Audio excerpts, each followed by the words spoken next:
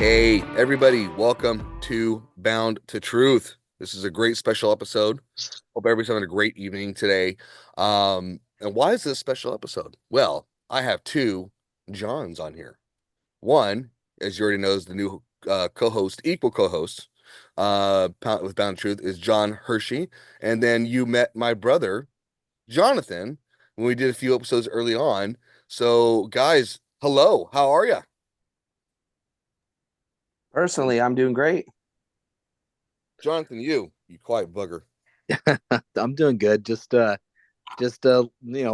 glad to participate. I'm hoping to be somewhat, decent in some of the information I give out on this podcast today. So, Yeah, The yeah, only thing that we look for is as long as it's a truth to you, it's all that matters to us.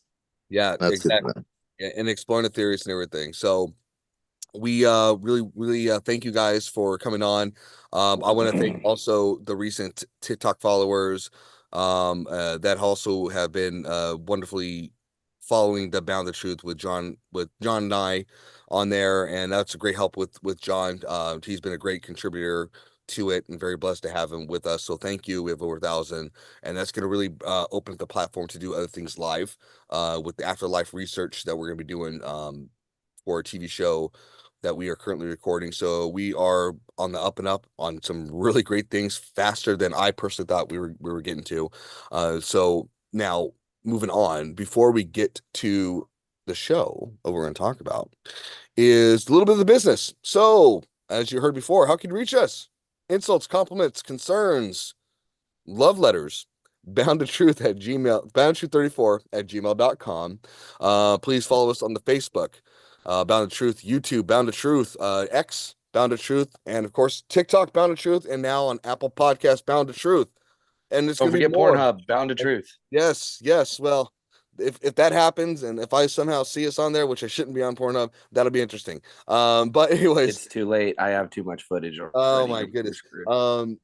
But anyways, we're gonna expand more on that platform, and you're gonna ask people like, so why are you doing that? What makes you different than the other podcast shows? What are you doing this? And people are asking all those questions. I've getting that before. It's the makeup. It's not just about the platform for me and John. It's about having you be part of this. This platform is yours. We want to invite you on. We want you to share your stories. We want you to give you that voice. That's the whole point of it. That's the difference maker. It's not about we want you to listen to us. No, we want to be part of this experience. We want you to be part of seeking the truth and us talking and having theories together because there's a lot of people out there who don't have that voice. They tend to listen more, but they also have a lot more to say. So that's what this podcast is about as well. And so basically, we're going to expand the platform more, but definitely what I just said to you, how to reach us and how to follow us and all that stuff, please do take advantage. We will answer every email as much as possible. Heck, I'll even give John Hershey's phone number. Hold on one sec. I'm joking. Yeah, go for it. It's hold on, let me give it out here. Yeah, actually, Jonathan, can I give your phone number out? No. Here I'm we just we joking. have we have it's 949. And stop recording. Now people know that phone number is from Orange County, California. Oh crap. Anywho, so boys, I'm very blessed and humbled to have you guys on. As always, John, we're co-hosting. Jonathan, I'm even still especially blessed because we haven't done this in a while. I know you had your personal reasons, and especially with other stuff that's going on, and completely respect that. But so thank you guys for joining together. I'm actually excited because I'm giddy because I'm thinking you guys. I feel like Cupid when it comes to you guys' brains. It's like you guys are so smart, and I love to hear you guys just talk knowledge. And this is probably the most I'm going to talk because I'm just gonna be more of like the facilitator of this whole thing we're gonna talk about today, and I'm talking really fast, so I apologize. No, I do not do crack. So It's only meth, guys. Don't worry. it's only that. So with that being said, what are we gonna talk about today? Today we're gonna talk about the Mark of Cain. People are like, what's the Mark of Cain? And if you have never read the basics of the Bible, shame on you. You should know what Cain is and who Cain is. But good for you. I have some definitions and stuff I'm going to read off, and I'll have Jonathan and John fill in those parts in between. So, who is Cain? Here we go. Cain on my notes here. After I scroll up, Cain is a biblical figure in the book of Genesis within Abrahamic religions. He is the elder brother of Abel and the firstborn son of Adam and Eve, the first couple within the Bible. He was a farmer who gave an offering of his crops to God. However, God was not pleased and favored Abel's offering over Cain's. Out of jealousy, Cain killed his brother, for which he was punished by God with the curse and mark of Cain. He had several children, starting with Enoch and including Lamech. The narrative is notably unclear on God's reason for rejecting Cain's sacrifice, which I think we can elaborate on that and why he was rejected. But some traditional interpretations consider Cain to be the originator of evil, violence, or greed. According to Genesis, Cain was the first human born and the first murderer. According to Genesis 4, 1 through 16, Cain treacherously murdered his brother Abel, lied about the murder to God, and as a result was cursed and marked for life, with the earth left cursed to drink Abel's blood, which we'll go into more theories about that, which is interesting. With the earth left cursed to drink Abel's blood, Cain was no longer able to farm the land.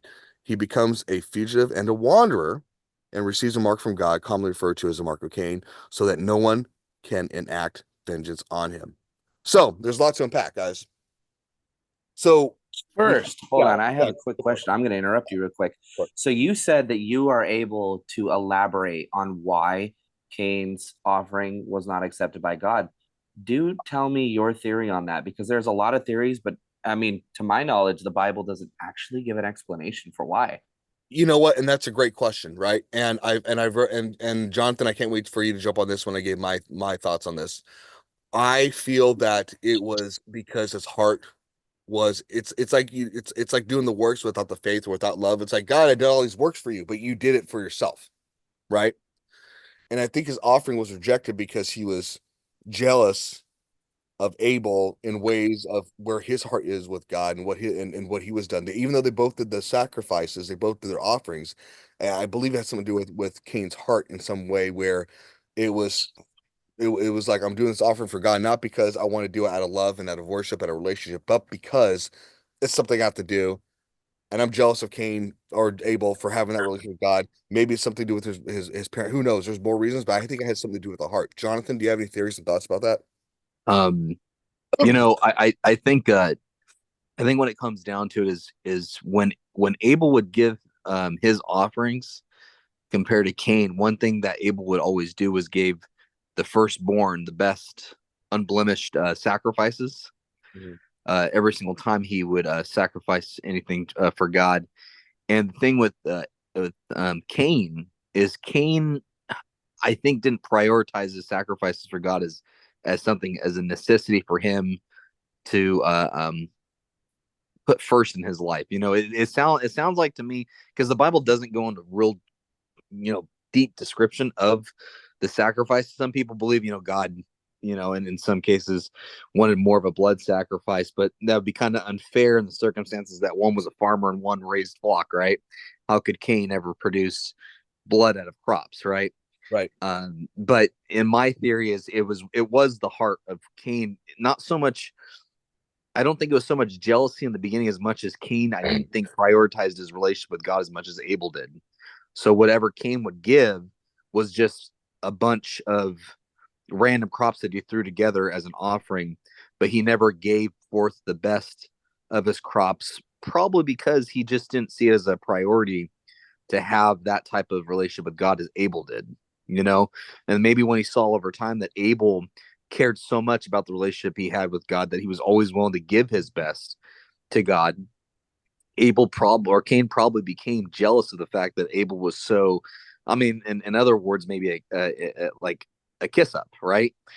But Abel's heart was in the right direction with God, and Cain's wasn't. And Cain was, I think, bitter because of that a lot of the time.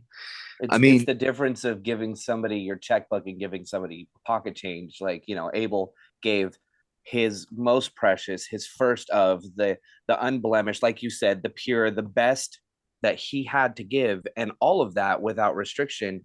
And Cain was kind of like, okay, I got this stuff over here. It's a little bit withered, and I was thinking about throwing it away anyways, but here you go, God. Like, yeah, Yeah. I would be insulted too if I was the deity receiving that. But so my question to you, especially since you have the same kind of theory that I have, is why do you think God, being an all-knowing being, would risk the chance of that 50-50 of retaliation, him obviously knowing that it was probably going to end that way? Because I also believe in the paradox free will theory, which means God knows what's going to happen, but he gives you a choice. Mm-hmm. Like Mm-hmm. he knows the outcomes. He knows this is what's going to happen if you do this, and this is what's going to happen if you do this. But I'm going to give you the choice, the free will to choose between the two. Why do you think that he would even put him in that situation to allow him to deny that? Do you think it was because in reality that sin had already worked its way down, and it was time to just kind of set off the whole world in motion? Because that's where I go with it too. It's just like, well, I'm gonna give him this choice. A, it's gonna go this way. B, it's gonna go this way, and that's kind of like the deciding factor of how the generation of humanity went from that point on. That So, what's that your that theory on that is a that, great Jonathan? yeah, that was a great question, John. And I had some similar thoughts when Jonathan was talking about that and theories. But John, before I even put my input to that too, Jonathan, what's your thoughts on that question? You know, I free will is such an easy thing to understand, but yet not easy to understand, because we understand free will as being able to have decision for ourselves without God intervening between that decision, right? But at the same time, it's almost as if like God's gonna already know what's gonna happen. So, you know, exactly why put Abel in that position? But I think what the question is we have to understand is God's mercy behind the free will of the choice that we make that can be a bad choice, But right? before we get into it, just so I can kind of be on the same grounds as you are mentally here, do you believe in the complete, excuse me, all-knowing theory that God knows the absolute beginning and end of all of your choices? Or do you believe that he has created you, and it's like being a, I use this example, like being the dungeon master in a Dungeons and Dragons game. I know what's going to happen if you make these decisions, but you get 5 of them. I don't know which one you're going to pick. I just know the outcome of each of them. That, me personally, is kind of how I look at it. And I just want to know where you're at with that. That's a good question. It's a tough You one know, too, because and if you don't have an answer for it, don't come up with it on the spot. Don't try to say something to please me. Obviously, you know, if it's something no, you've because thought about. I've thought about this a lot, and honestly, I think God always knows what the ending is going to be. Right? He already knows what's going to happen, Yeah, but it's the way it happens. Right? We get these free choices to make these decisions, and I believe God tests us through these choices. A lot of people don't absolutely. like to believe God tests people, but He does. It says it multiple times in the Old Testament, especially when He's sending the Hebrews through the desert, right? Yeah, and The it also Israel. wasn't it the Old Testament where he also, I can't remember where it was exactly, and I'll look it up here. I'm just not standing in front of my computer at the moment. Where he also says that with the test, he will never give you more than you are capable of. Yeah, yeah, and I mean, honestly, it could very much have been just purely God testing Cain and the sin that probably he saw that was put in the original sin from Adam and Eve. I mean, he really had to let it kind of he I believe he had to see the outcome too, right? With the free will. Um, as far as whether there was an option for Cain not to kill Abel, I mean, who knows? That might have been a path that God, that might have never needed to take place. God might have known Yeah, that, but Cain probably would have ended up in the same situation regardless from some other decision, right? yeah, it could have just Maybe, been not then, but later. yeah, Like maybe it it was wasn't going to killing happen no Abel. matter what. Cain was going to commit the first murder. Yeah, Um, exactly. Maybe it wouldn't have but been Abel. it Maybe it would might have not have been. been his brother. Yeah, exactly. See what I mean? Like in No, like yeah, that. There's that paradox, right? it's Of that different paradox of decisions. like this has to happen, but it didn't happen this way, but it's going to happen. It's just which way is Exactly. he go? Which one is he going to choose? Is he going to make the right decision? I know he's going to kill somebody. You know what, Yeah. guys? I have a thought in this one too. Is I think it was predestined, and to go back a little further in the beginning Genesis is the fruit of the good and evil, right? When Yeah, God told you know the devil that he's going to put an enemy an enemy I can't a say it, seeing enemy. yeah, between his seed and her seed. He will strike, he will crush your head while you bruise his heel. And that talks about Christ, right? And I think that was already predestined, preordained. And to me, I think it could be both, but I think God knew the outcome regardless because He's all knowing and all powerful. But it goes back to that free will, and so that's my thought process. It's like because He already predicted Christ before even both those sons were born. Yeah. What do you think, Jonathan? Well, actually, you kind of when you started bringing up Christ, it started making me think more on like why God accepted Abel's offering more, because God sees the future. God knows the future, right? And God saw Himself in Abel probably more than Cain because Abel was sacrificing the firstborn, right? His best, the unblemished, which is a reference to Jesus Christ. God giving His one and only Son to us. Does that make sense? I Good I mean, can see that absolutely. You could. Yeah. He gets down on the same level. He's like, this man is making the same sacrifice that I'm going to make one day. Yeah, yeah, exactly. And with excuse me, with that being said, I think you guys nailed both of it. I think that's what it is. My question is, here's my thoughts, and I just came to my head is, this doesn't talk about this in the Bible, but I'm wondering if God, just like He did with Adam and Eve, ever have conversations independently with both Abel and Cain. Like, you think God ever talked to Cain, prior to this whole thing that happened, like saying, "Hey, what's going on? Why? What's like any relationship, like prior to this stuff. Do you think there's any conversations that God had with both like Abel and Cain during that time that's not mentioned in the Bible? What do you? I mean, if that makes sense. I can't. Obviously, I can't say for a fact, but I can say that the Bible does reference many, many times, especially in the Old Testament, about how God had personal relationships with His first people, how He would appear to them, He would talk to them more freely than what happens now or even later on in the Bible. So it's not too far fetched to think that God had His own separate relationships with Cain and Abel, and His own separate conversations with him too. And it could have been one of those things where he was realizing that Cain was not all chalked up to what he thought he was going to be, type of thing. And so he laid out this test for him. He's like, okay, so you're like this, so I'm going to see what you really are like. Like, let's get down to the nitty gritty. Let's see what you're really made of. Right. What do you yeah. think, Jonathan? I think as far as a personal relationship goes, I would be I would be more like practical. Like I would believe more that there was more of a personal relationship, like John was saying, with the first people, and possibly Abel because of the way he was, because of his dedication to God, probably had more interaction with God than Cain did. Right. And that And makes perfect yeah, sense too, because who are you going to spend more time on, especially as an all powerful, think of a king and its people. You're not going to spend your time on the people who are not going to be in your court. You're going to spend the time on the people that you have been able to select from their attitude, from their stature, from their position of that they have, and you're going to want to spend more time with them than Bill down the road who comes in every now and then.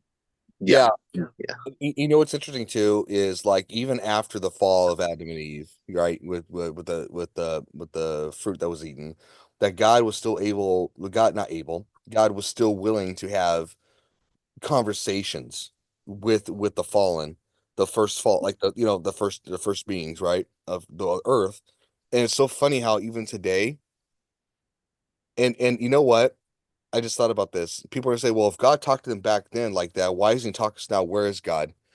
And I think it's because it's not that God doesn't want to talk to us. We just don't want to listen.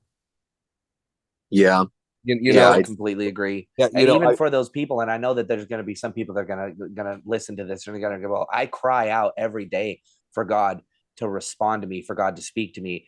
And me personally, I've had God work in my life in amazing ways that I never even recognized until later. I was like, oh my God, that was an absolute answer to prayer. Why did I not see that? And it's yeah, because He works in mysterious ways. You ask for $50 and he is going to give you the opportunity to make it. Now, you didn't just find $50 laying on the ground or right, find it in your pocket, but all of a sudden somebody came up and needed help loading something in their car and they paid you out $50. You don't see it that way. You just see, wow, God, why didn't you answer my prayer? I really needed this. And you don't really look at the fact of like, holy crap, I made this money. God gave me the opportunity to do it. And that Right. looks as like what most fathers like, um I could say most, um some people's fathers, um they like to give their children the opportunity to earn things instead of just giving them. Like, for example, my son, he comes to me and he wants to upgrade. He's got a little pocket bike that he runs. He wants something bigger so that he can keep up with me when we hit the trails. And I was like, okay, so I'm not just going to buy it for you. Why don't you earn it? So I'm going to reach out to family members. I'm going to have some jobs for you here. And let's that, like, here's your goal for your money. And now you're going to work for it. Right. And that is a much better way to teach someone to be responsible in their life than to just give them handouts, because there's plenty of people in this world that have just been handed everything. And then, and we all, I could probably pick 1,000 of them and we'd know every one of their names. People who have just come into all of the things that they have and never had to work a day in their life for it. And the people who work for what they have, they are much stronger mentally and physically than those people that were handed daddy's money.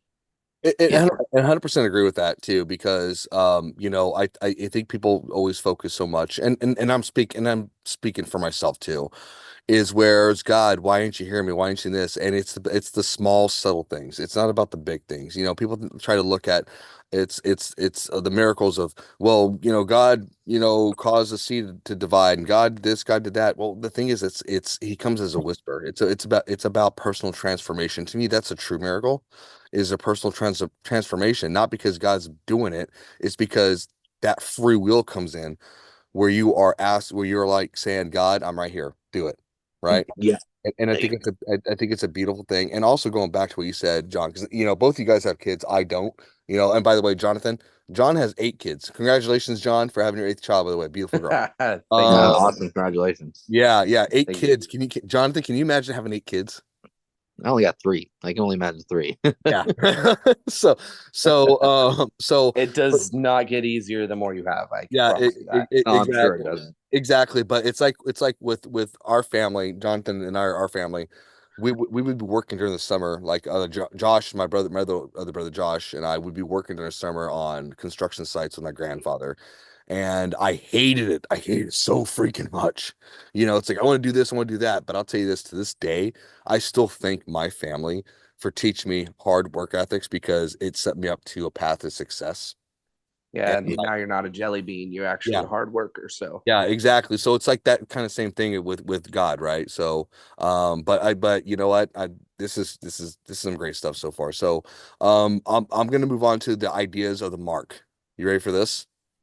Yeah. This is gonna be so everybody. If you don't mind, real quick, Christopher, I yeah, just wanted to give one little input because we were talking about why people don't listen, or Yeah. how people don't listen to God.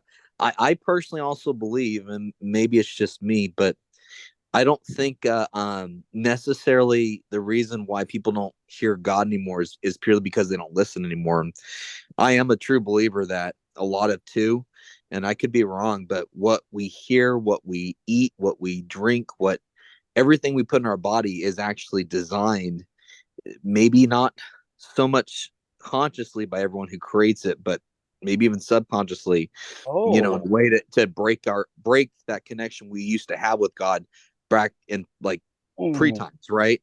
Like in our phones I see what too. you're saying, and I, j- I I- agree with my, that. my brain was just spinning right now because John, I'm thinking about your brain, especially with the red 40 and all that stuff. But go ahead. Sorry, go ahead. This is interesting. Yeah, so I think there's the chemical disconnection that we get that we actually might have had at one point. Not saying God can't surpass that connection, because I believe he can. I don't believe anything in Easily, this and I've world can heard stop stories of God. it Yeah. too. Yeah, and I have somebody who's very close and dear to me, who is a very strong, powerful man of God, and a missionary too, who he would tell stories about having God speak with him directly. And that was honestly because he was the most down, like you were saying, down to earth, down to the nitty gritty of the Bible, Christ follower that you could possibly imagine. And so I could see why he would have a personal communication with him, because he'd earned it. But I really like your point, because I bring this, and this is weirdly enough, I just had this conversation today with my kid. When I was outside, I just planted a bunch of pumpkins and we were taking care of it. And I was down there no shoes, no, like my the shorts on down there getting muddy and dirty, and he's out there like with a rake and trying to do things. I was like, get your hands in there, get your hands. This is how you connect to earth. And he's like, well, it kind of makes sense. And I was like, so back in the day, the first people, like my children are Native American, so is my wife, and I explained to him, I said, how we got in touch with the creator was we did what he designed us to do. We hunt, we fish, we gathered, we planted, we took care of, and we did it with our bare hands and things like that. And like you said, there's so much stuff in between that now that, and it's really funny because I saw a meme today of a lady who posted something on a grocery store website, and she said, I don't know why we even need farmers. Everybody gets their food from the grocery store anyways. And I was like, hold up a second.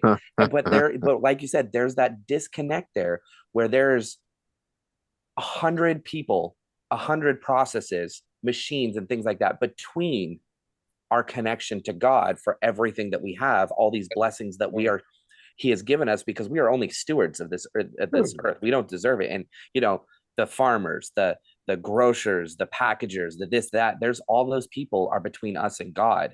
And I'm not saying that you can't have a relationship if you're not a farmer. I'm just saying that, like, or just going off the fact that, like, what you said is, yes, there is so much that has separated us from being down to the core values of what we are and what we were taught and told to do, to have that in-depth personal relationship with God. And that's beautifully said. And so far, this episode is going really well because I know everybody, we're talking about the Mark of Cain, but I love what there's a lot that goes with it. Yeah, like I love what John and Jonathan's talking about is more in depth of the relationship when it comes to God and us. It's not just about Cain; it's even about ourselves. And I think that's really beautifully said. I mean, and you know what, too, John, you're right. Both of you guys are right. I like there's a satisfaction, like as stupid as it is, me mowing the lawn. Or right now I have growing jalapenos, baby tomatoes, and blueberries, and there's a satisfaction. You saw that, John. You were here. Yeah, Here. I got that stuff for your tomatoes too. Oh, And cool. next time you come over, I'll hand you a bag of it. Perfect. And stuff like that. There's a satisfaction to it because it's like this is what God gave us to do. And Yep. there's it's like it's not just like I'm hungry, I'm gonna go McDonald's do this. It's like, to me, when I cook, I love cooking because I'm like, I'm prepping my meal. It's not I didn't hunt for it, but there's that natural There's a instinct of satisfaction there's of a making it. satisfaction, and it makes Yeah. you more grateful. So And that goes down to just like I'm sure there's going to be a lot of people that listen to this that share the same. My mental health therapy, other than motorcycles, is I love to garden. I love to get down, and I also love to hunt. I'm a big hunter, but I like to get down to the nitty gritty of it, get my hands dirty when I'm gardening, when I'm running my fields, and when I'm planting things. I'm basically almost naked. I'm in a pair of shorts, shirtless, bare feet, hands muddy, grubby. And I feel like that.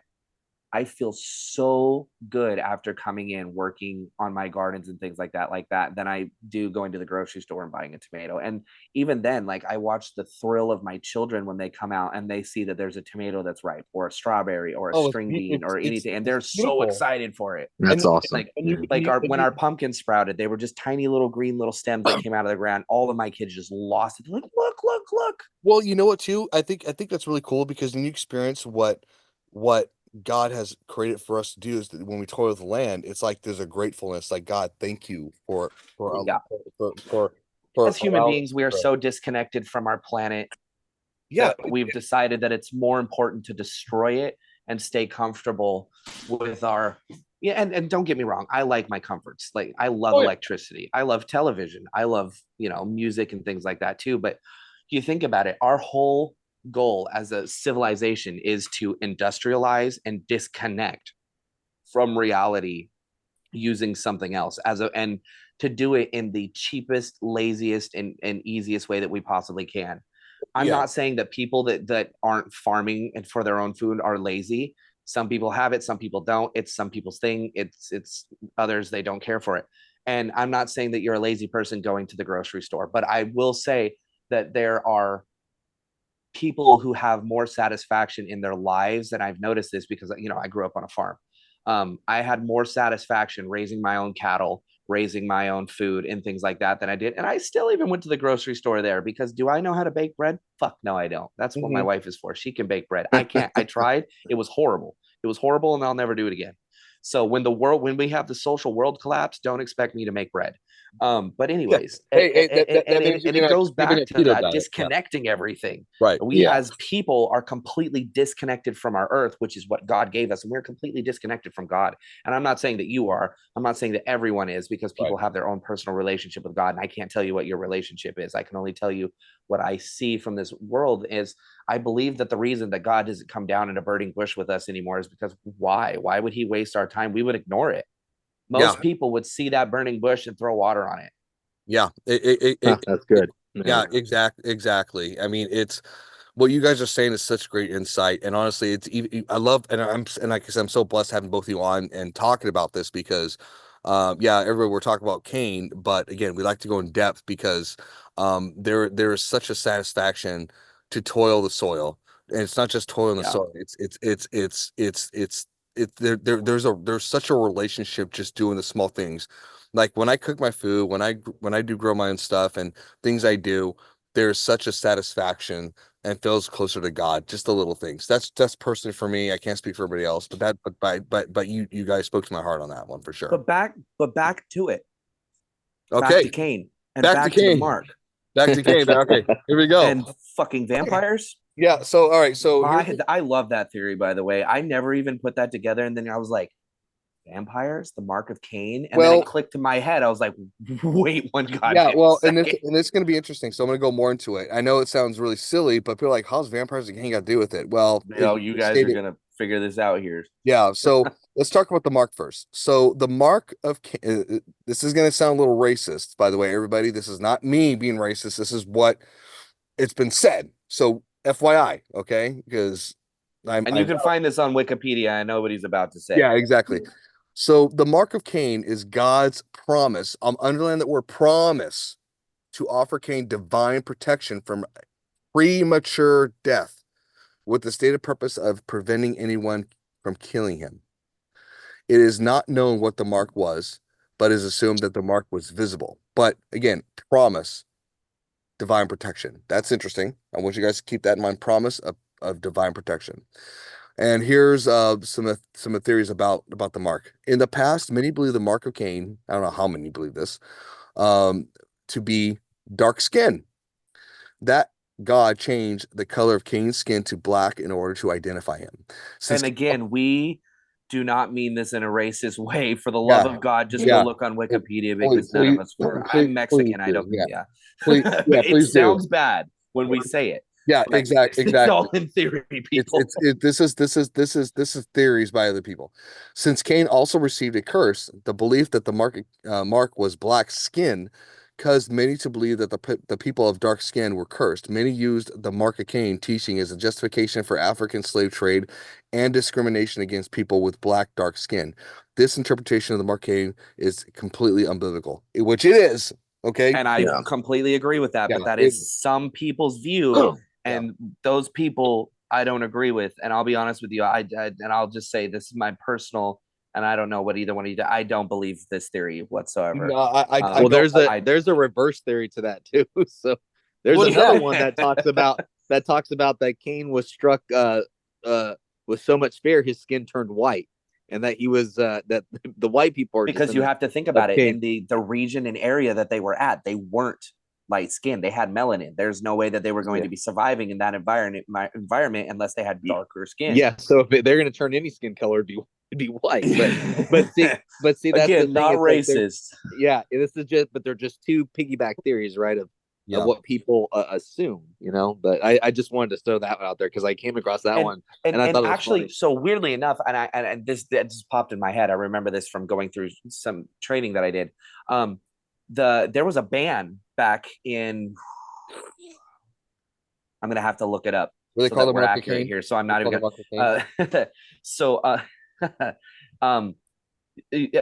People of color were not allowed to be priests, and it was the specific church's belief that it was because the Mark of Cain was meant that people were, like you said, were dark skinned or African American. So anybody who was of African American descent or darker skin was not allowed to be a priest or even practice priesthoodness. And I believe it was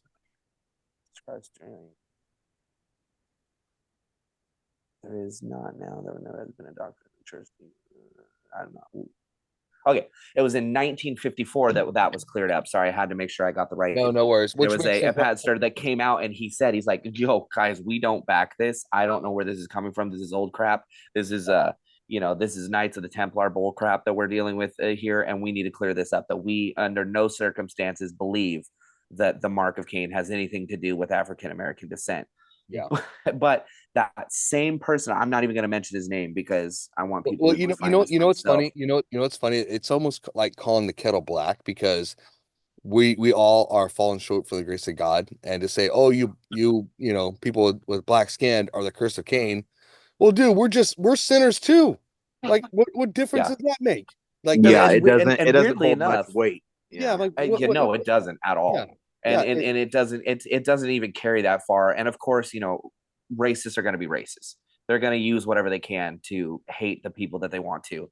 But weirdly enough, it was in as early, and this isn't even that long ago. It was in the late 70s, I think it's like 76 or 78, that the LDS Church, there was an individual. Yeah, I can't remember his first name, but it's Kimball something Kimball, who came saying that he had a revelation saying that all people of all races deserve to be part of the church, and not just in congregation, but be like to be able to have the ability to be a pastor. So the LDS like to hold the claim to fame that they were the ones that started the mark, when really there was an African American priest in the Catholic Church back in 1601, I believe it was. And it all started with Martin Luther King with that. I know exactly what you're saying, because the LDS believed in that pretty heavily. They even though they weren't being like some slave traders, right? But that was their belief at the time, until Martin Luther King came along and changed a lot of things, especially with policies and regulations within our U.S. government. That's when, quote,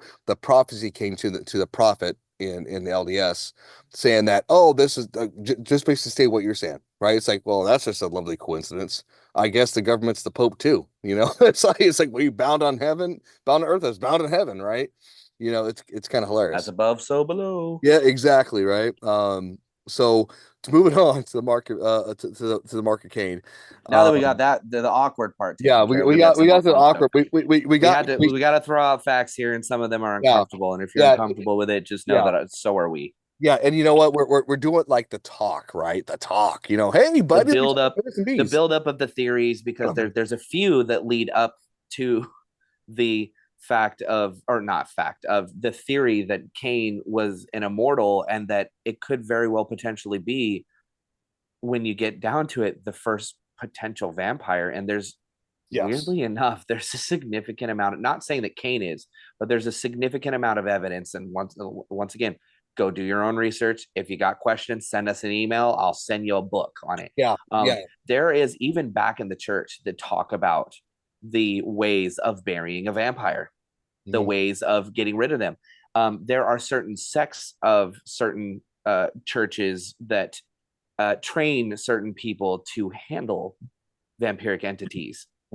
So where does the fact come from? And the information is as far back as Roman times, and even further from then. But the documentation is kind of started around the Roman period. But there are accounts way before that. Of these potentially immortal beings that roam the night. Yeah, and we're gonna get more into that too, especially not to get ahead of ourselves, but yes, it is interesting. So, going back to the Mark of Cain, it is not known what the mark was, but it was assumed that it was a mark, that the mark was visible. Some have speculated the mark was a Hebrew of a Sumerian letter placed on either the face or the arm. Yahweh, his 4 letters of God. Yeah. Yes. Yeah, and then the I'm gonna butcher this. The Septuagint translates the mark as a spatchcock. Yeah, exactly. So I'm gonna read some more here too. So the purpose of the mark, and I'm going to go back here. This is interesting. What was the purpose of the mark? It's to protect Cain, right? So God's mark of so the purpose of the mark was God's mark of protection on Cain was to help provide for his safety. What? Okay, why his safety?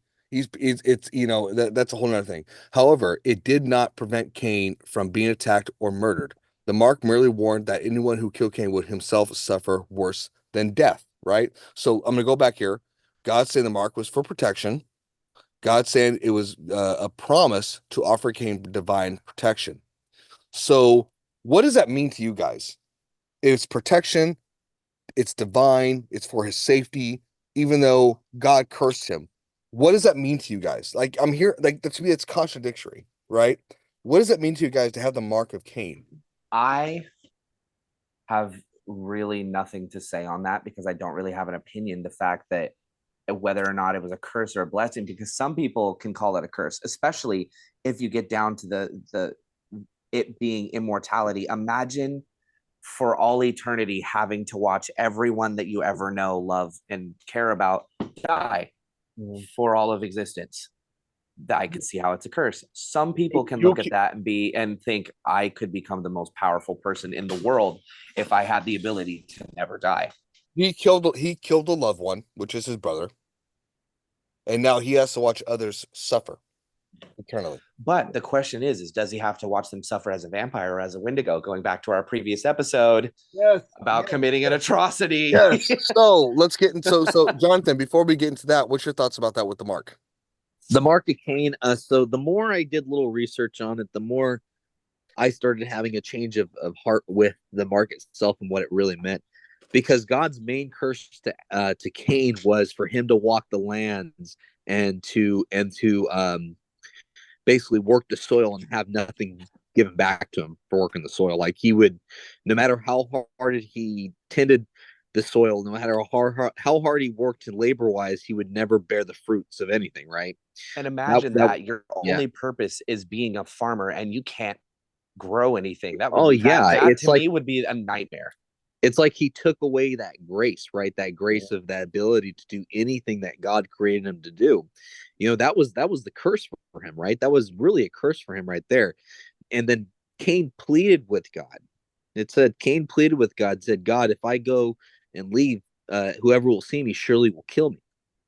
And God gave Cain the mark, not by a curse and not by any other means, but other than for him because he asked for it. He asked for protection, and God blessed him with the protection.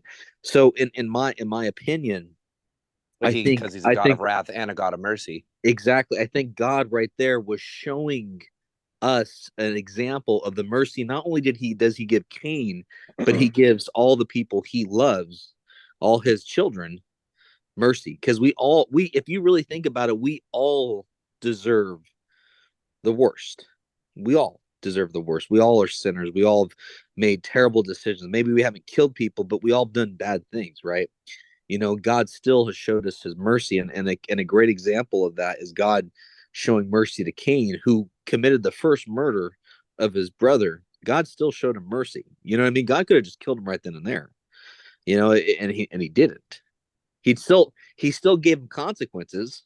He still cursed him not to be able to till the land anymore, but he also gave him mercy by allowing to spare his life. Does that make sense? So I always like to look at the beauty behind what God does for people in any situation.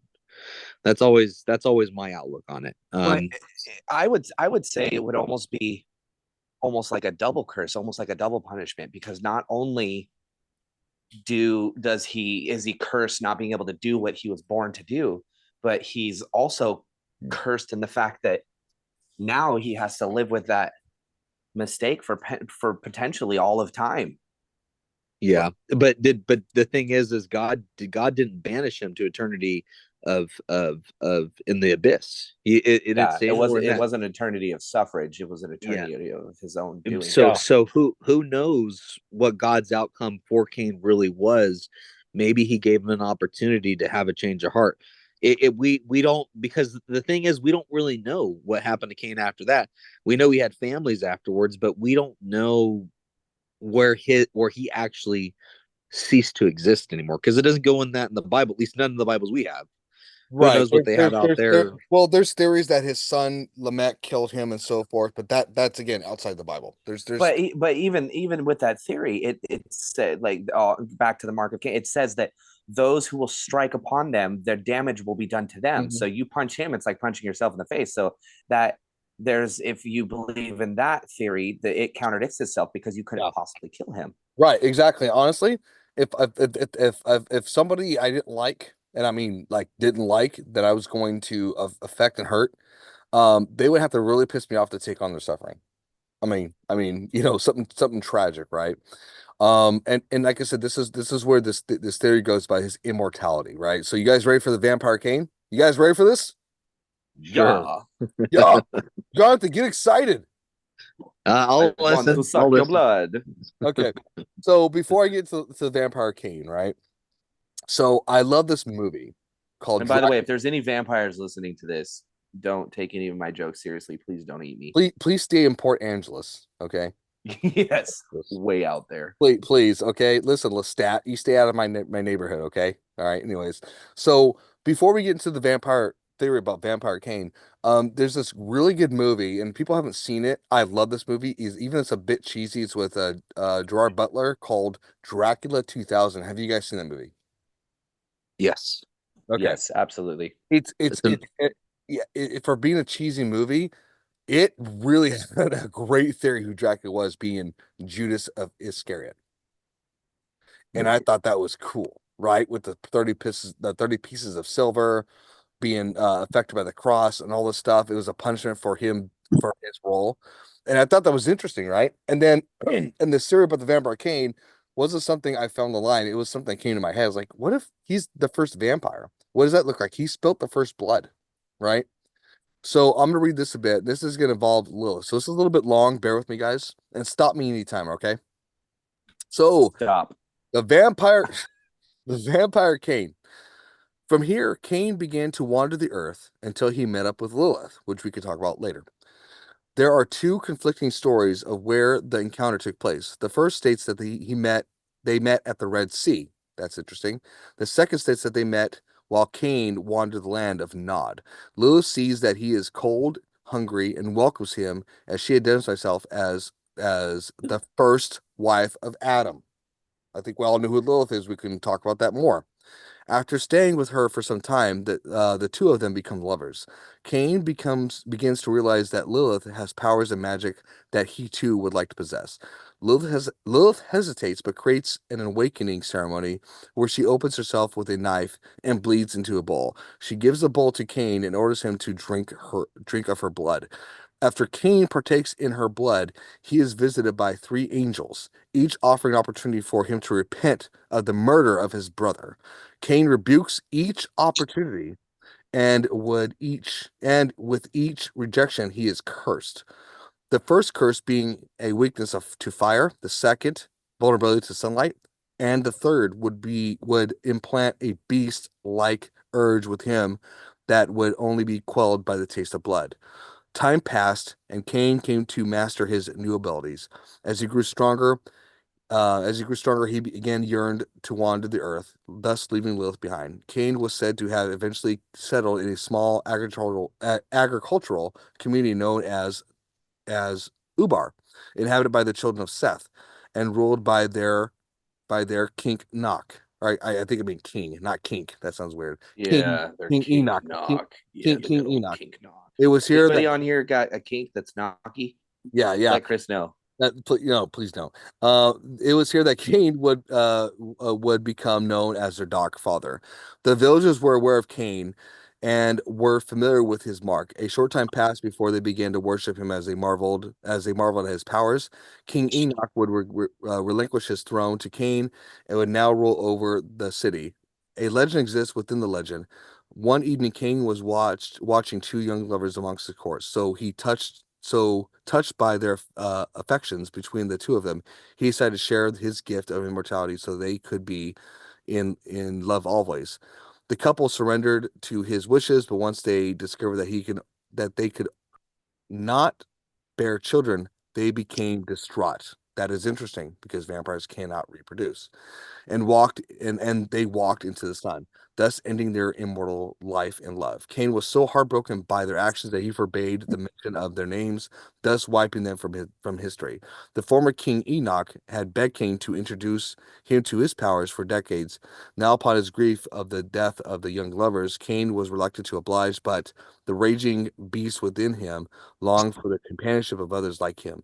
Constant attempts made by Enoch would eventually win over Cain. Cain, in honor of his new vampire son, declared Ubar to become known as the city of Enoch.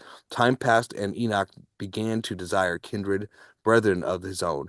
Cain obliged and created several sons. These sons became leaders of armies, farmers of the land, and inventors of great creations.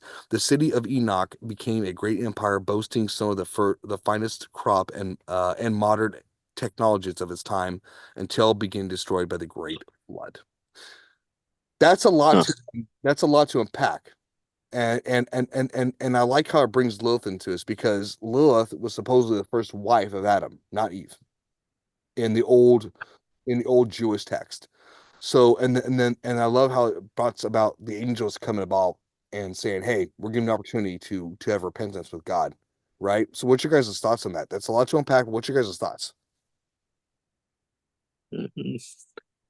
Honestly, I think about the podcast we had with the Nephilim, Mm, and it takes me back to probably a very close example of like what would be considered a Nephilim deity, or not deity, but like being.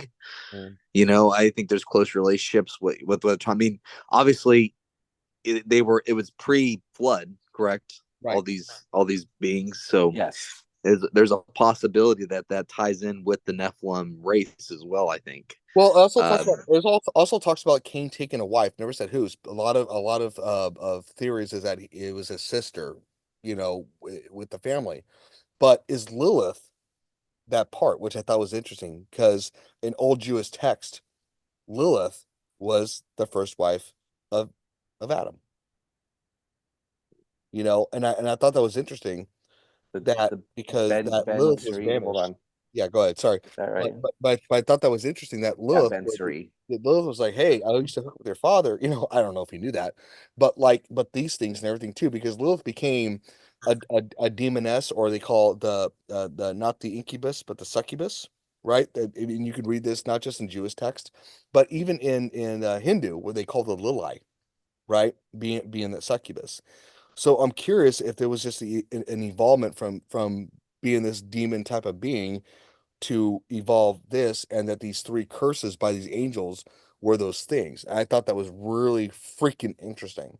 So, anyways, go ahead. And you guys. So without getting too far into the lore of Lilith, But I and know it's hard not, yeah, but it's because really, because even going down this path, it's almost like I have to, but I'm going to try not to.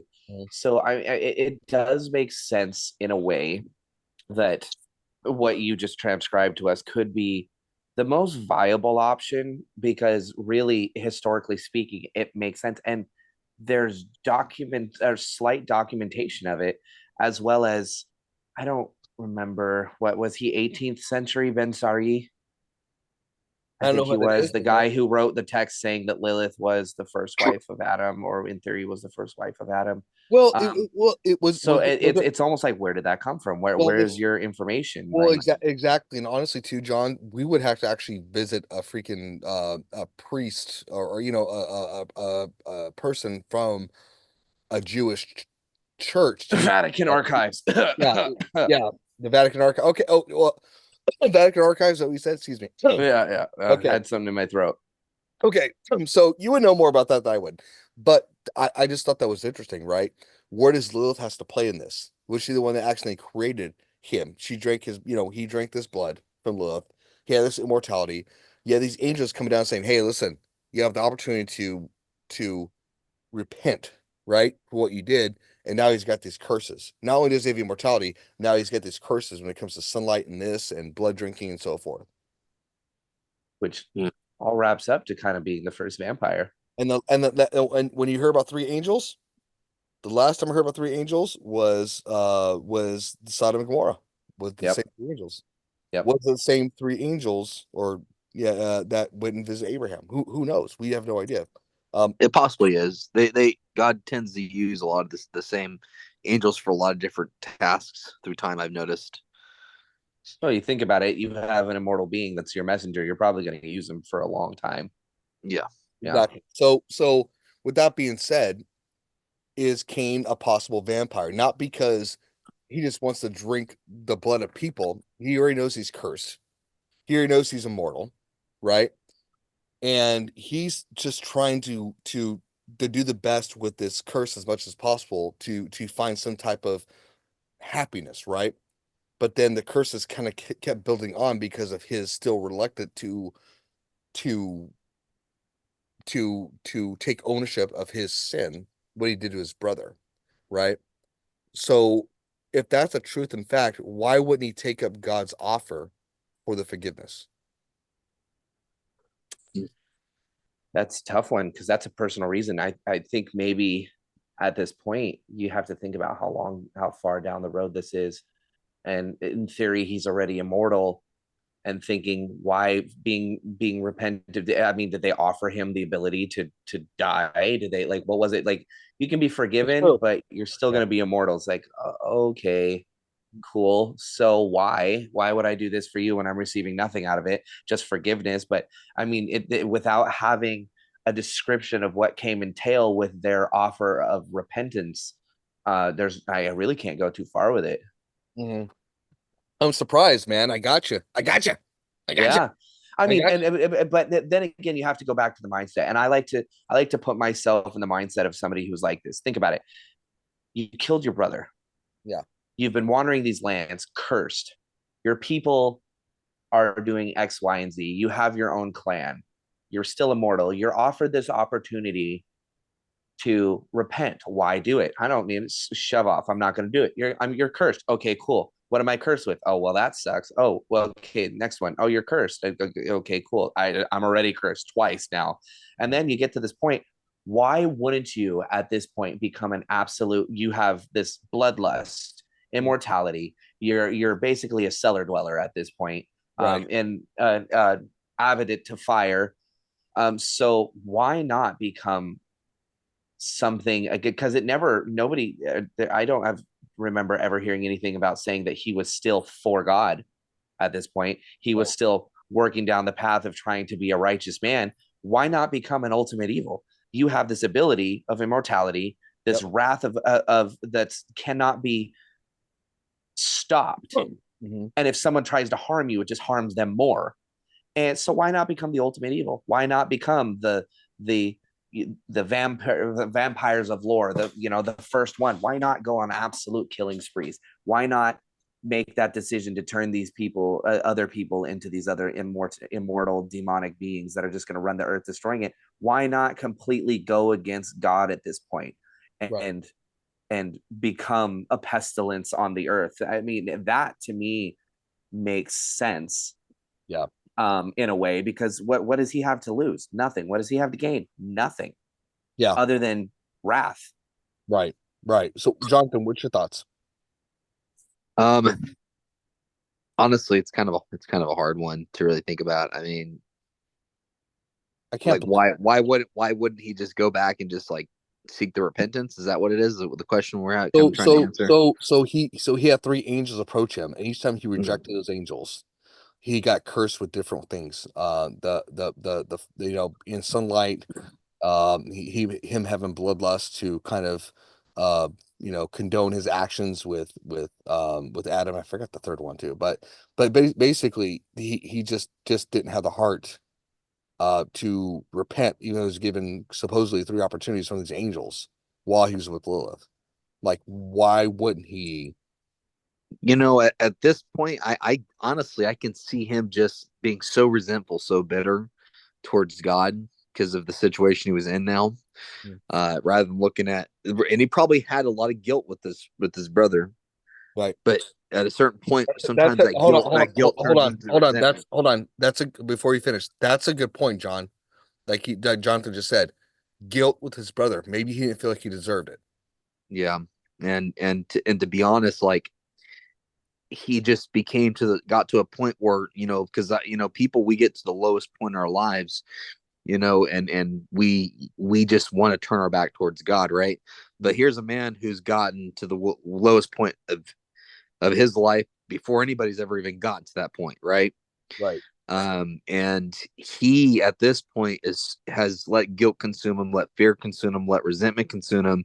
You know, now he's doing things that are sacrilegious and blasphemous towards God, like what God would want him to be and do. He probably feels like he's so far down the path as it is.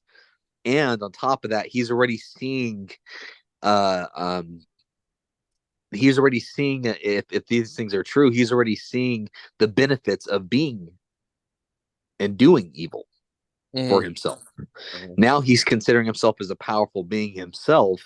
What's the point, right? What's the point of trading back over when he feels like he knows what his outcome is now, being this new being, right? And as far as the curses go, it probably doesn't bug him one bit, only because that he already feels like he's already been cursed to the maximum as it is if he is doomed to live forever, right? Right. So it's not hard to see why he denies it. The thing is if he repented, he probably didn't know what the repentance would leave him with, right? Mm-hmm. Would he still feel the same way as he felt now? You get what I'm saying? Mm-hmm. Because he's probably thinking, well, even if I repent, right, and I'm still left with the same consequences Yeah. before, I'm just going to go back to doing what I'm doing right now Right. again. So Right. if anything, he probably was just being completely honest about not wanting to bother repenting then, because he already felt like he was going to go back to the same situation he was doing, which is drinking the blood of Lilith, or and learning this magic as he was. Does that make sense? Yeah. Yeah. What do you think, John? No, I think he's right on point with it. I agree Yeah. with him. Yeah. I think it is, and I really like how you guys are putting yourselves in his situation where you're humanizing those decisions. That like, screw you, God. I don't care. It's If like, I have the opportunity to make it, like if I was in this situation, I would absolutely just rage with it. Like, think about it. You're fucked already. You killed your brother. Your whole life is in shambles. You've been walking around mindlessly trying to make anything of yourself. You can't do anything right. Now you're given this opportunity to be this absolute pestilence, thorn in the side of God, of his creations. Run with it. If that was in my situation, I'm not saying that I wouldn't. No, honestly, I probably would. I'd be a vampire. yeah. I, I You know would, what, yeah. Christopher? The way he was explaining that right now, John was explaining that. All I can envision is the forbidden fruit that the devil that Satan told Eve to eat is in full bloom now, right? Within this situation. If this is It's true, gone. It's already this gone is and run this with it. You can't yeah go this back. is yeah this is exactly what the fruit that was given to Eve is now doing for Cain. Does Right. that make sense? No, right. Like to be like God. Like now that he's already invested into this idea that he is becoming like God because of all these things he's doing and because he has immortality. Does that make sense? I don't know. No, it no, I'm trying. no, it really does. It really does because Adam and Eve could have been like, well, God, you cursed us, so screw you. We're gonna do our own thing. They accepted their punishment and Yes. Yeah. and so forth. And it also goes back to the thing with Peter and Judas, right? Judas and Peter both betrayed Christ. Now, people say, well, it's different. Peter denied Christ. Like, you don't understand. There was a betrayal regardless of a person. And Peter rejected Christ 3 times, but he repented, right? And he died for that. And he became, what the Catholics call the first pope, right? And redeemed himself by choice, not because he redeemed himself because it was with his powers, because he chose to allow himself the forgiveness from God. While Judas, on the other hand, couldn't accept that forgiveness. He Yeah. couldn't There's accept a good that. example. Yeah. That's a So I think that's there's so much underlying with that, right? And it's funny because what's really weird, and I just came to this conclusion that the situation with Adam and Eve and Cain And then with Judas and Peter, it's the same thing. It's about choice and consequence, right? And the choice to allow yourself to be forgiven and loved had a great outcome. And when I say that, not because like, hey, they died as a martyr, but there redemption factor. It was beyond about the human life, it was about the human soul.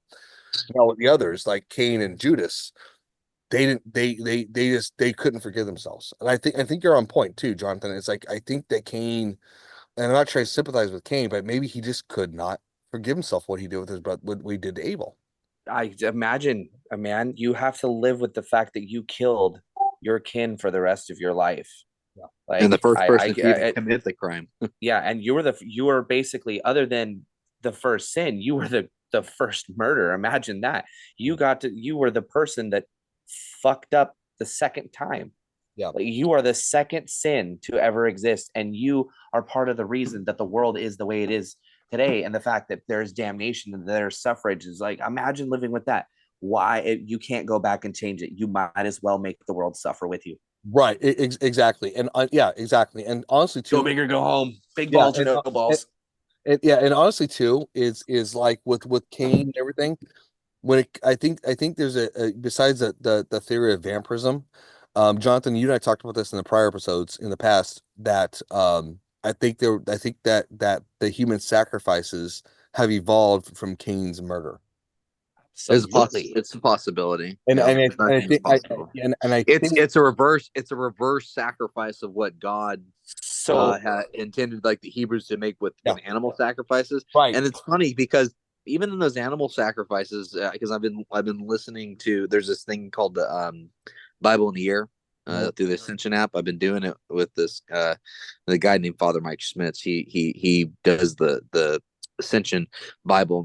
We read through it, but a lot of the things I pay attention to is in Leviticus, and it's talking about the proper ways of worshiping to God Yeah. and about sacrifices, right? About the ox and the lambs and the goats. Well, God makes it very clear in all of those discussions, like anytime they sacrifice, nobody's to ever drink the blood of any of the animals. Like Right. that's whatsoever. always a constant thing. And I was actually just about to mention that. So I don't like getting into too descriptive things when it comes to the dark arts. I'm just very versed in it. Right. There is a ritual, and the ritual is making a sacrifice in the name of Cain, and it involves Mm. drinking the blood and murder. And it is a dark ritual that is used for certain things, but it is specifically, and it is a very well known one. And the part of the ritual is your mantra is this sacrifice is in this sacrifice is in the name of Cain, the first evil, the first sin, the first murder, and I offer this to you, etc., etc., etc. Right. And that's a legitimate thing, and it involves drinking the blood of the being that you murdered, because it's supposed to be a human sacrifice, and Right. it's dark.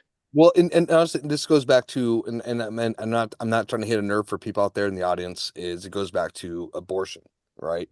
I think, and again, it's a very sensitive matter, and I'm not a woman, right? I don't know what you go through, and what circumstances are. I'm just talking about in general.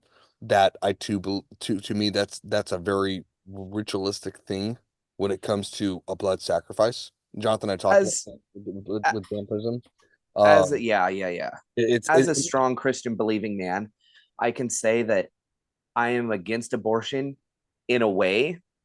yeah, I think that people who just use it as a form of birth control, I think that's evil. Now, there are, and weirdly enough, this is crazy. I'm literally in a conversation with somebody right now, well, an argument on Facebook with somebody right now about those abortion laws, and your body, your choice. And it goes back to the whole fact that nobody should be allowed to take away that decision from you. Do I agree with it? No. Do I agree that there are reasons that it should happen? Absolutely. But I mean, it is kind of a ritualistic thing. And this goes back to a story that I told you about somebody, weirdly enough, in my old neighborhood way back in the time. This lady who lived in a house that was in our neighborhood, she would get pregnant, carry her babies almost to term, yep. and then self abort them, sacrificing her fetuses. And you know what? I'm gonna tell you right now, John, before you finish, remember those two videos I sent to you that are like two Yeah. hours long? That was that Zachary King guy. He talked Yeah. about that. He talked about how he's a Catholic now. He's straight out Yeah. Catholic. And Jonathan, his story is incredible. Actually, It is. it actually turned my life around in ways. How it would be up to the term, and he would be at an abortion clinic to do the ritual sacrifice. Yeah, I've heard of this. Yeah, and so and I think Jonathan, you nailed it so freaking well. I never thought about that. It's a reverse sacrifice, just like how 3 p.m. Christ died, right? And 3 a.m. at night is when all the bad things happen, right? When that's when the demons and so forth and all that jazz. Like the devil is so about the devil is all about counterfeiting God, right? And about his stuff. It's like, well, if you're going to sacrifice a cleansing being, I'm going to sacrifice your children, you know, and that's how he gets power. That's how he finds for him satisfaction that hurts God. And if that gives him power, I don't know how that works in the spiritual world. I'm not sure if that does, but I know for sure it gives him joy to knowing that it hurts God in those ways. But anyways, I just think that's really, really interesting. Yeah. Right. So, being that said, my gosh, we've gone through an hour and 23 minutes so far, guys. This is great. So here's another theory. Well, before moving on to the last theory, um, any more thoughts about Cain vampirism? Is he alive today? What's your guys' thoughts? Do you think he's alive today? Do you think he's wandered around? Do you think he's pulling strings? Does he have any conversations with the devil? If we Yeah, are going with the theory of immortality, absolutely, he has to be. yeah, Unless he was, if we're going with the theory of vampiric, blah, blah, blah, blah, with being a vampire. right. Fuck, I couldn't get that word out. Okay. It's very possible that he could be dead because you can kill a vampire. Can you kill the original one easily? Probably not. I mean, there's definitely TV shows that show, and I'm not saying that they're accurate, but I mean, think about it. When you are the strongest of what you are, you're not easy to take on. Well, There's well, That's well, why there's certain people that are stronger than others. You don't send in your C string hitter in an A string game. right, right. Jonathan? Um, I would say if he was, immortal and was still alive, he probably has a very, very tight connection with the devil in all reality, doing more of his bidding because the devil supposedly can't roam free everywhere from what I've heard. I don't know how true this is.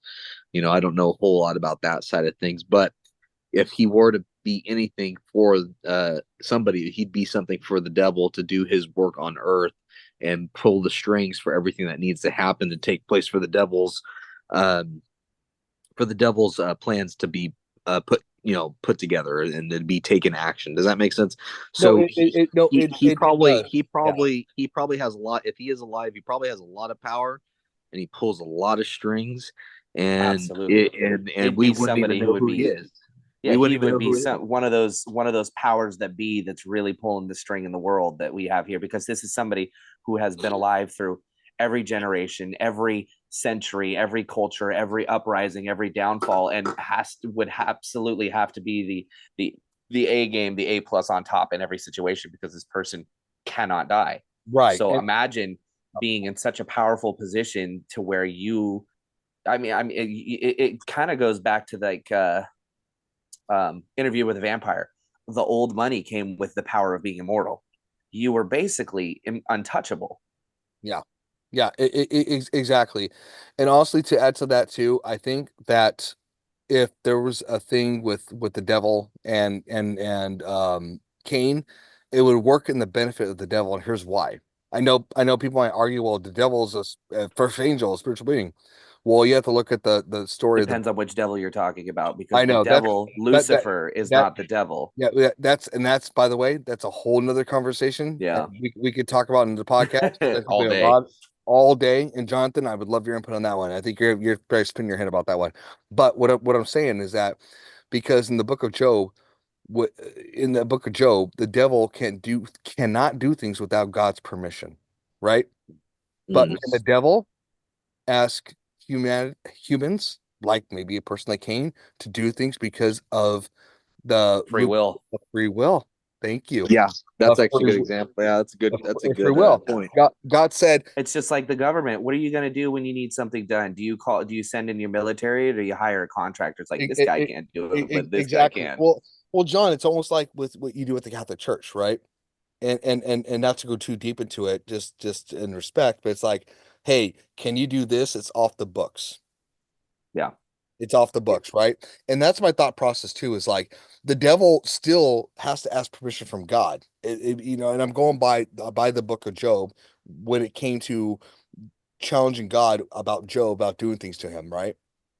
And so, That's why I feel, and I'll say this strongly too. Why do I say which devil? yeah. There are ones that very clearly, even in the hierarchy of hell, when you get into the details of it, it tells you who answers to who and who answers to none. And there are, weirdly enough, it's crazy that people look and they think that Lucifer is the powerful entity in there. He's the one that comes and really fucks your shit up when things happen. But there are people that don't answer to him that really butt their heads with him too. And they also, according to the hierarchy of hell, don't even answer to God themselves. Asmodee, Beelzebub, and things like that, they do what they want to do And without the permission of God, Lucifer, or anybody and else. They're you know they're they're dominions of hell. what's So a I would think that he yeah. would have a deal with one of them because he and doesn't that's have to. Yeah, and that's a possibility. We could say a dark entity, right? yeah, And it's funny to bring that up because people think like, well, if there's heaven, there's like, well, the devil, but he's got a hierarchy, there's an order. Well, hell has disorder. yeah.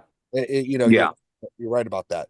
And nobody man, can and you trust got each to other think in about it. hell. Your king is it's he's the face of the group, and back in times he usually was the strongest one there. But would you ever see a king taking on his first knight? Hmm. Nope. Absolutely not. Could the first knight whoop his ass if he wanted to? Absolutely, because you want to know what that guy's entire job is: killing, Yeah. destroying, being the best of his, running his legions. And Right. so you got to think about it. People that are the entities like Beelzebub, Asmodee, Asmodeus, which people will argue whether or not Asmodee and Asmodeus are the same. They are not.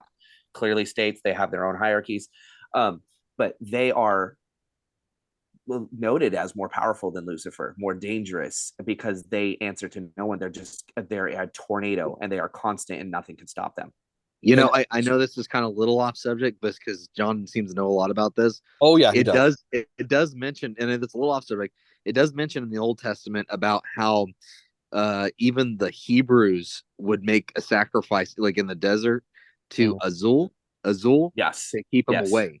And like, yes, but like, and they didn't talk about that a whole lot in the Bible when we're because they describing don't it, want to talk about because that because it's a weird subject because they're like, why are the Israelites doing this to keep him away from them and protect themselves? They offer a sacrifice to him outside of God. It's like, because he why? answers to no one but himself, because he's one of those entities that was not created by God, he was created by evil. And Okay. people will argue that, did God create this demon? No, they will clearly, even in the hierarchies of hell, even in the prophecies of hell, it will say that evil created these beings, atrocities created these beings, that Lucifer created some of these beings to try to lighten his load, so to speak, and to run things, because it doesn't say that Lucifer is the ultimate torturer. It says that he is the overseer of hell. So his curse for his damnation was overseeing the torture that these beings do to the creatures that he loved the most, which was humans, and the creatures that he decided to fall for. And so you get, and who are you gonna pray to God when this thing is torturing you? If you have knowledge of this thing, he says, I don't answer God. Now, do I believe that God will absolutely has the power over him? Because when he steps in, he absolutely will, flaming sword and all. Because just with any demonic entity, you can rebuke them in the name of Christ, but it's not going to be an easy battle. These are Yeah. things that Yeah. they don't listen. They're not like one of these things that are, oh God, oh God. They're these ones who are like, okay. Yeah. And I agree with Yeah. it too. Are you going to pray to God, or are you going to sacrifice it to this entity? Like, listen, I don't really like you, but I really don't want you to hurt me. So here's a goat. Yeah, and you know what too? I agree with you, John, especially with your expertise with the exorcism, is that people always tie things to Lucifer, which I find interesting because even those of the most innocent don't always get saved physically. I'm not saying Yeah. spiritually because I don't know, but physically, it's because of whatever spirit is there, right? And I think you're right about that. It's like like there's limits to what Lucifer will do, but and I go by the book of Job that Lucifer still is going to be like I'm gonna beat to God because there's like that love hate relationship, right? But anywho, so the next last theory, if you guys ready for this, Cain being the Antichrist. So I If he's immortal, uh, if he's immortal, if he's so immortal, the problem about that is it says the theory is, and even the Bible says in certain passages, and it doesn't exactly say this clearly, but the Antichrist will be born. He will live a life similar to Christ, but in deception. So I don't, me personally, I don't think hold that on, Cain is the Antichrist. hold on. You said that word deception. Yes. Okay. What do you mean by that? So He will live a life. He will be a deceiving one. He will perform miracles like Christ, but it won't be for the same benefit of God. It will be for His benefit. so He you will just perform these miracles in His name. yeah, That He is the God. That He is the this, you not just in the name of the Father, because Christ did everything in the name of the Father. He said, "This is for my Father. This is for the." And the Antichrist will be in deception. He will be telling you that He is the God. why He so is. so you kind of built my case a little bit. Yeah. Deception. And when I say about Yeah. deception, is how cannot Cain forge his own stuff, right? How if because in the book of Revelations, the Antichrist was fatally wounded but came back to life, Yeah.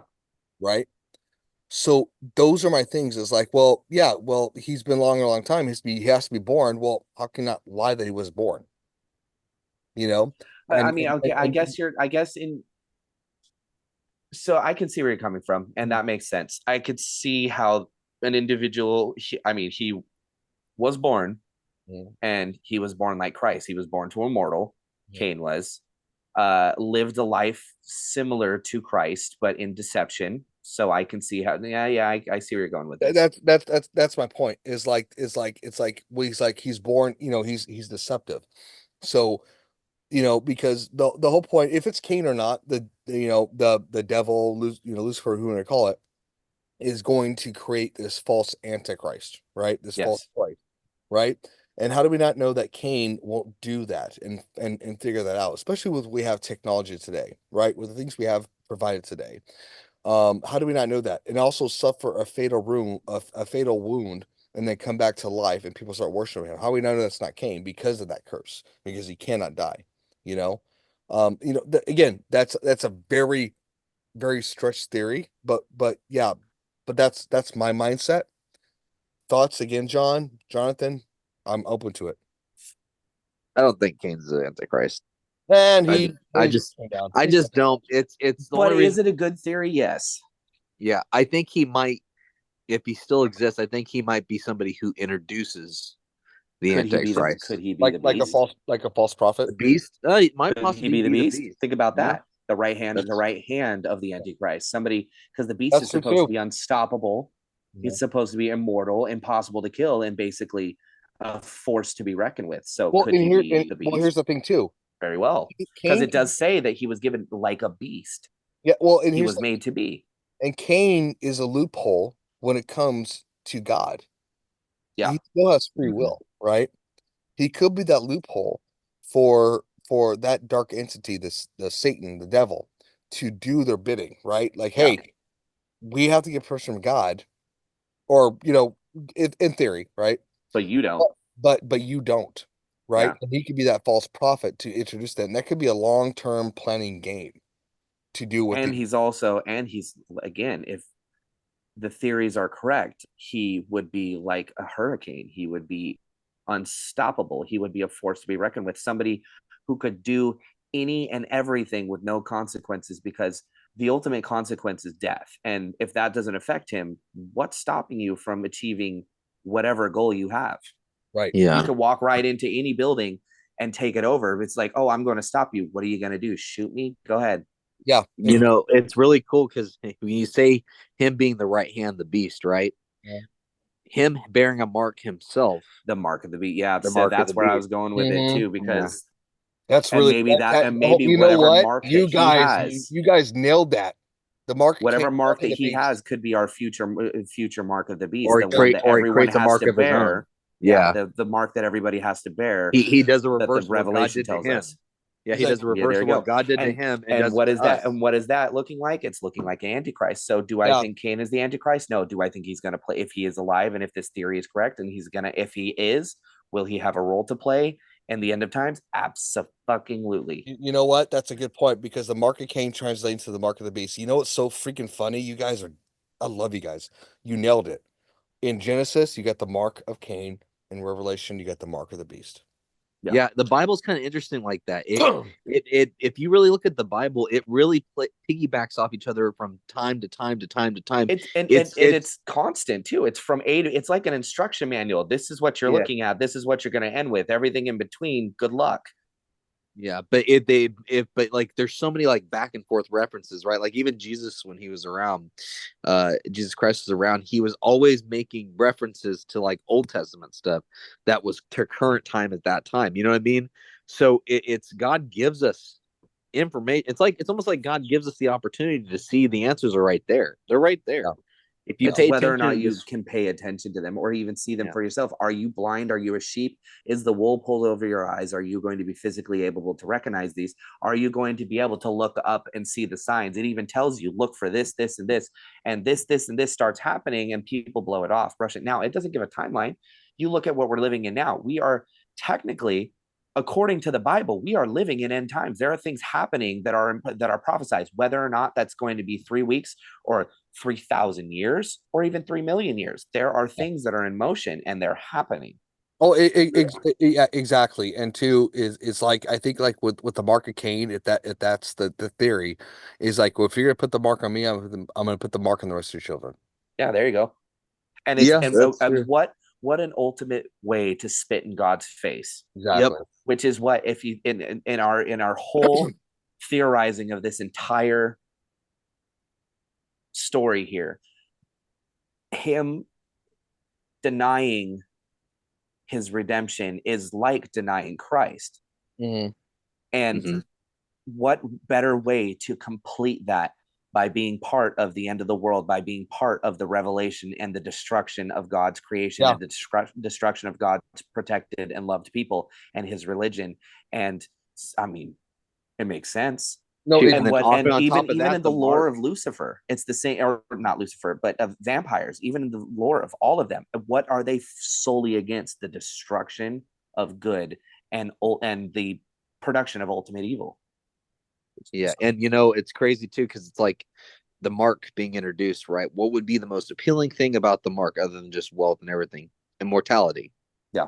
right? yeah, Immortality. You offer people that's a Look good at this, point and immortality. too. you have this man that's standing in front of you that says, I have lived from this time to this time. Here's all the evidence. Could you imagine somebody slapping down a photo picture of him, a photo book of him living Yeah, thousands and hundreds of thousands of years and of that's a proof, possible, and that's a possibility. documentation that he can get? It's like, this is what you get when you follow this guy over Maybe, here.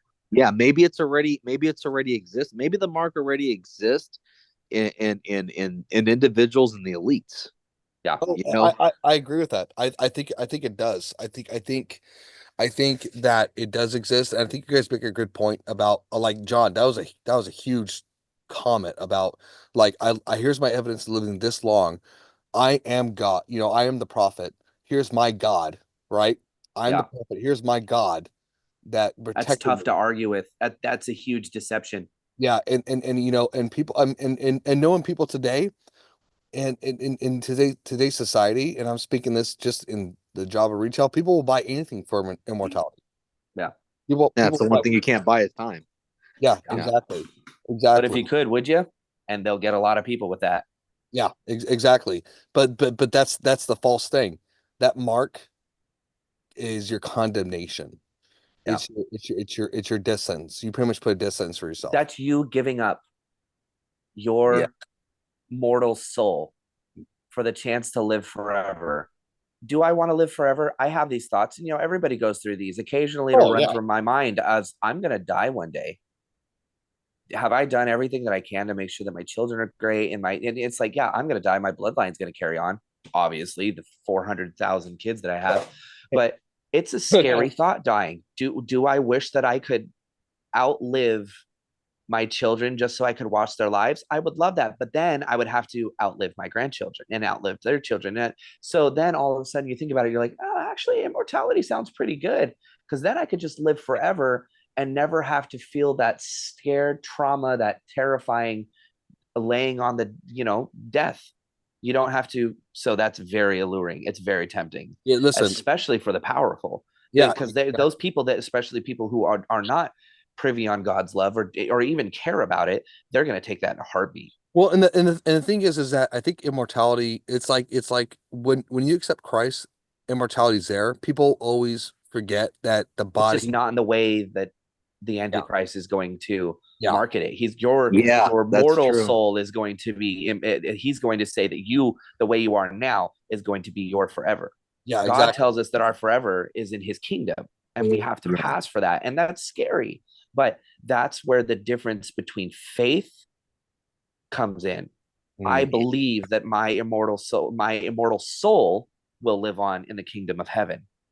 yeah, It's exactly. it's a And it's a reverse Eucharist. yeah, It's a there you go. reverse Eucharist. Perfect. It's a reversed. Uh, uh, uh.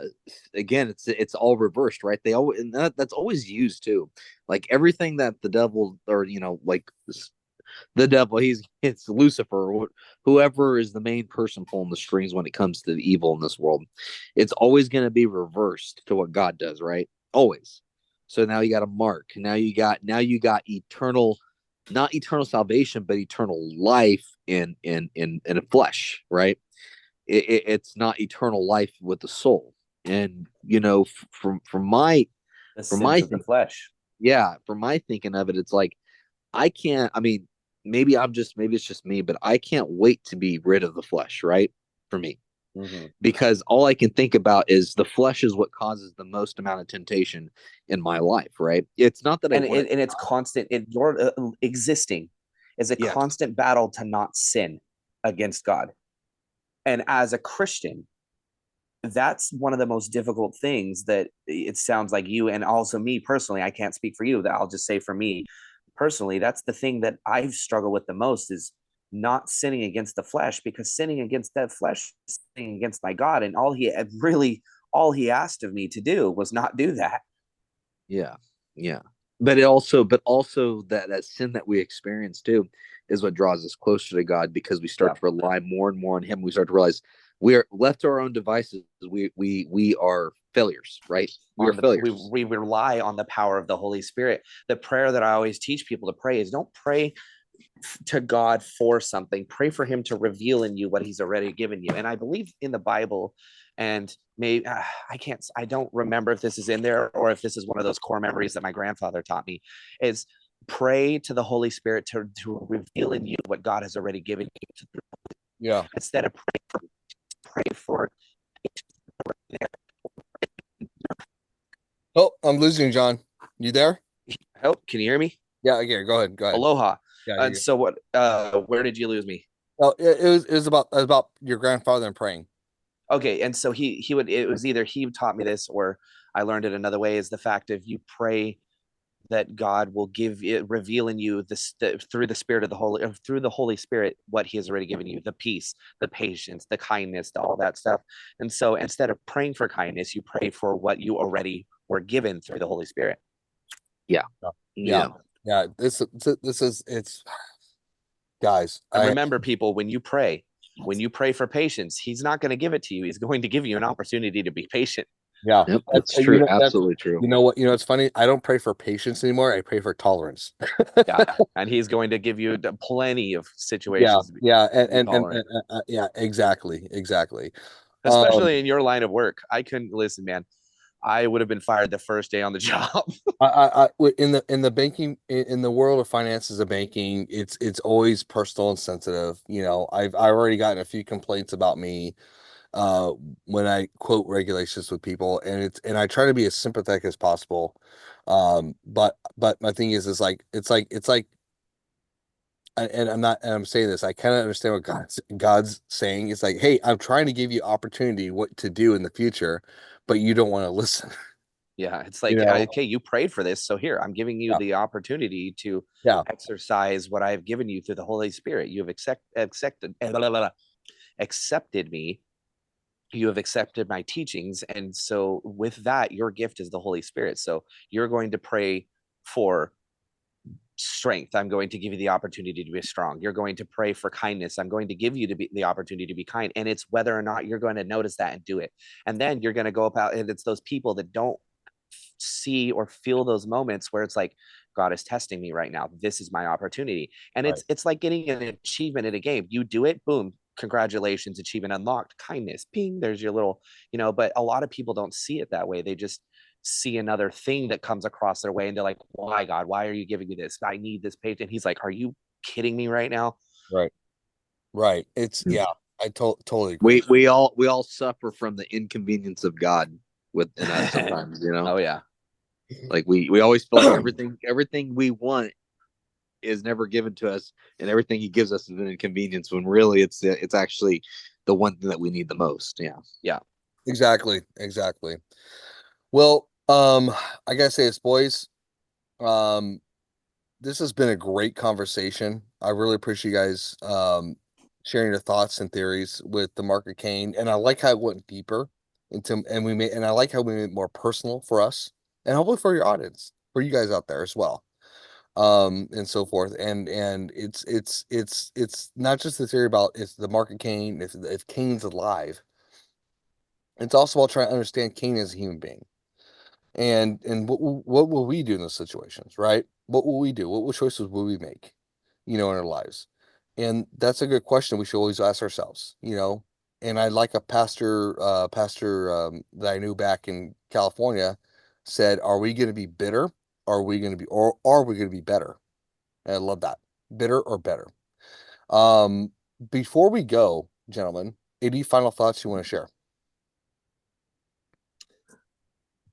Just like I say every time, I like to close out with this. I am not here to convince you of my truth. I'm here to tell you what my truth is, and I want you to do the research for yourself.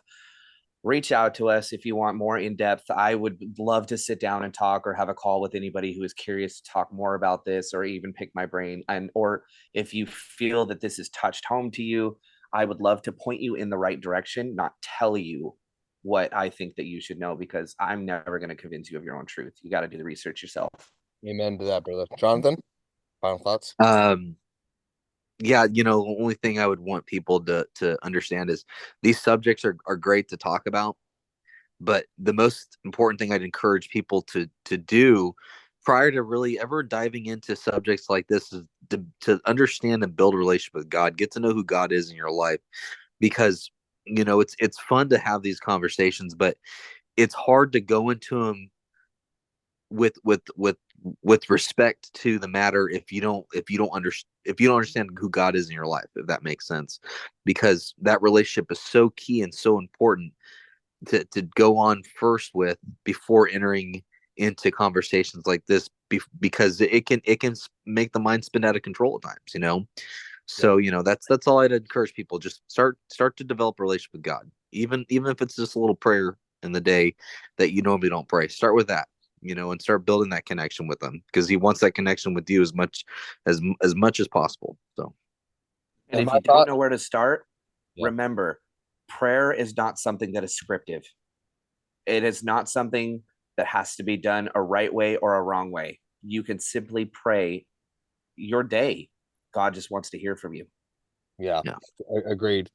And my final thoughts is to get closer to God, grow your own shit. Amen. Except for don't try to do it now. It's a little late. If you live out where we are, it's a little late in the game to plant. Exactly. All right, You'll be guys. very disappointed. Before we get off here, stay on afterwards, just really quick. Do Everybody the out outro there, music. the intro music. So, everybody, I hope you love this episode. Love to get your thoughts and theories and mindset as well. And even if you want prayers too, we would love for you to reach out to us because that's what we're about. Again, boundtruth34 at gmail.com. We're on Facebook, YouTube, X. Trying to remember the other ones. Uh, uh, TikTok. TikTok. Thank you. My good Lord. And also on Apple Podcasts. But everybody, have a blessed night, and we'll talk to you soon.